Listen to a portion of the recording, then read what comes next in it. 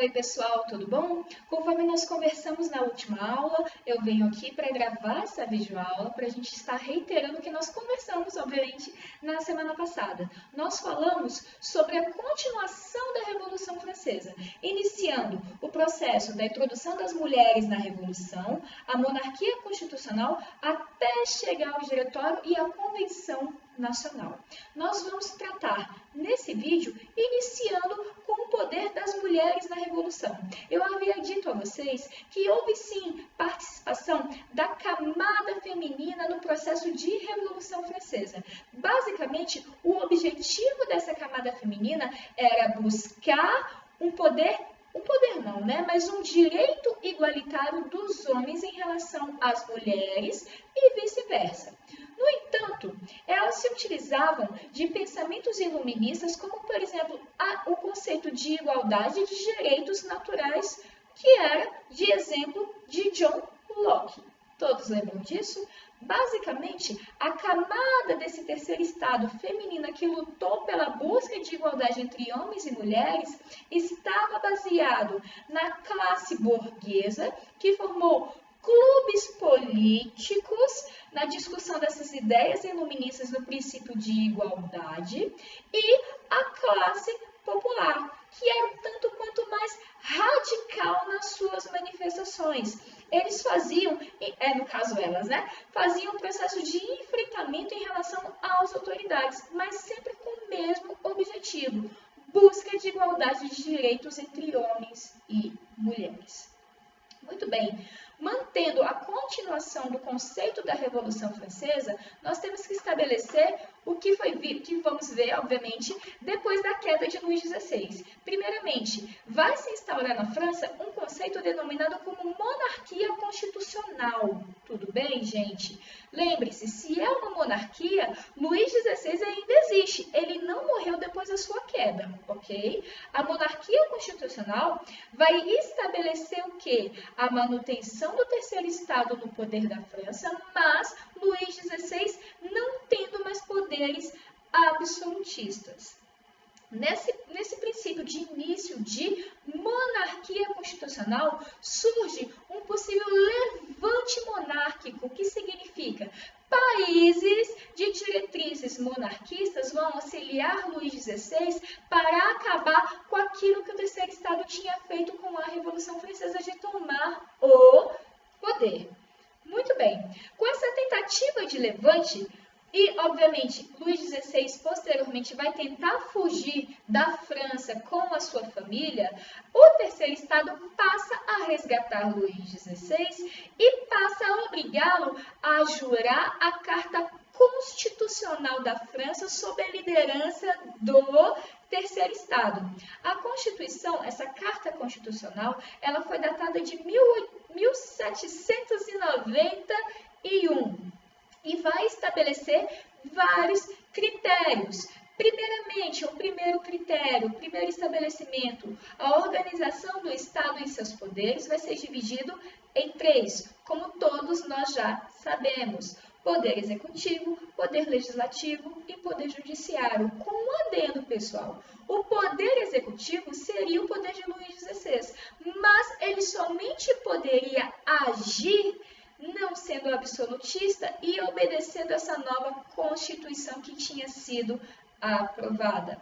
Obviamente, outro critério que foi estipulado dentro desse princípio de Constituição de 1791, o livre comércio, no caso da burguesia, mas qualquer pessoa podia ter uma livre iniciativa comercial, e a diminuição ou mesmo abolição de alguns pagamentos de impostos. E um outro critério muito importante desse princípio de Constituição é que, naquele instante, estaria estipulado o voto censitário, ou seja, por renda.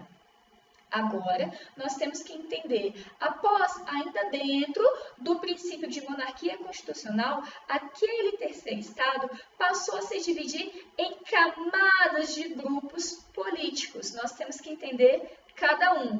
Vamos iniciar com girondinos, posteriormente jacobinos, Cordelier e Fourier. Vamos aos poucos, tá? Iniciando com os girondinos. Os girondinos, que nós vimos no 8º ano, eles defendiam a alta burguesia. Sim, mas não era somente a alta burguesia. Eles também defendiam os republicanos, que queriam uma possível república para a França, ou mesmo os monarquistas constitucionais, aqueles que queriam manter ainda a presença de Luís XVI, mas obedecendo a uma carta constitucional. Logo, os girondinos, reiterando a vocês, faziam parte a alta burguesia, aqueles possíveis republicanos e aqueles que queriam manter uma monarquia constitucional. Abaixo dos girondinos, nós tínhamos os jacobinos, que eram a pequena e média burguesia, que defendia o quê? O processo de igualdade entre todos perante a lei, inclusive as camadas populares, tudo bem? Os jacobinos, defendendo a igualdade de todos perante a lei, era representada pela área da pequena burguesia também, ok? Agora, os cordeliers, eles eram considerados trabalhadores urbanos, comerciantes ou artesãos. Eles queriam um processo de proclamação da República Francesa e possuíam o apoio de uma classe social chamada de sans-culottes ou sans-culottes, tudo bem? Independente da forma que se diga. Os sans-culottes, eles buscavam a vinda de uma república e era uma camada política, social política, que apoiava os cordeliers, que também buscavam esse processo de uma possível política e de um governo popular para a França. Abaixo, a quarta parte de um grupo político são os feuillants. Os feuillants, eles eram da alta burguesia que defendia a manutenção de uma monarquia constitucional. É a mais fácil, né, gente? Os feuillants eram os representantes da alta burguesia que defendiam uma monarquia constitucional. Muito bem. Abaixo disso, nós dividimos o processo dos grupos sociais, políticos, e nós temos ainda que entender que ainda dentro deste período vai ter a continuidade de países monarquistas em quererem declarar guerra à França. Monarquistas que queriam o retorno da monarquia absolutista para o território francês. Países como a Áustria ou países como a própria Prússia.